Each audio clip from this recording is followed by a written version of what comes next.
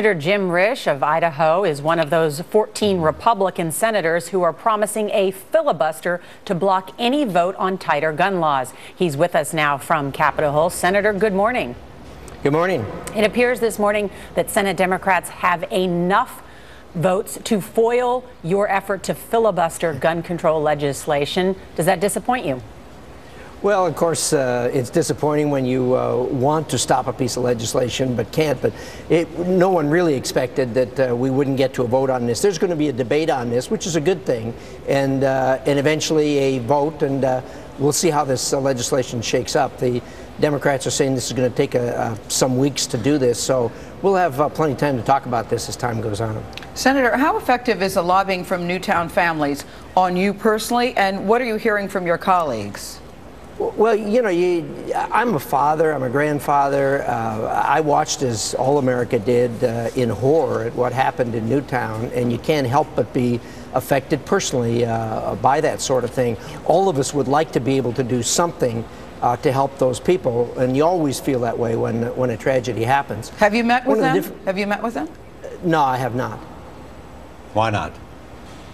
Well, I haven't had any of them come by my office. Certainly, if they do come by my office, I will meet with them and express my condolences and how I feel about that situation. Senator, you said, as I was saying. Yeah, go ahead. I'm sorry. Go ahead. Go ahead. Well, as I was saying, everybody wants to do something to help. One of the problems we have here is this debate here now is focusing on expanding a background check system that simply does not work and casts a burden on people that are exercising a constitutional right.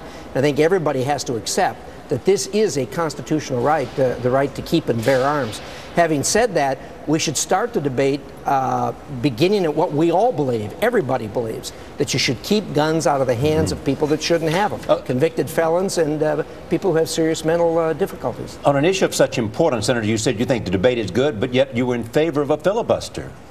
Well, the filibuster is simply a tactic to stop the bill from passing. If you're successful on a filibuster, it's over, it's done. And that would be my preference, is to pass it and move on. But doesn't the country need and the parents need to have a debate to hear this talked about in one of the most important debate institutions in the world? Well, there's been lots and lots of debate on that. There's going to be debate on it, and certainly we're going to go through that exercise over the next couple of weeks. Can I ask you about Senator Toomey, a Republican from Pennsylvania, Sure. has struck probably a bipartisan deal with Senator Manchin. These are two other senators who also have A ratings from the NRA.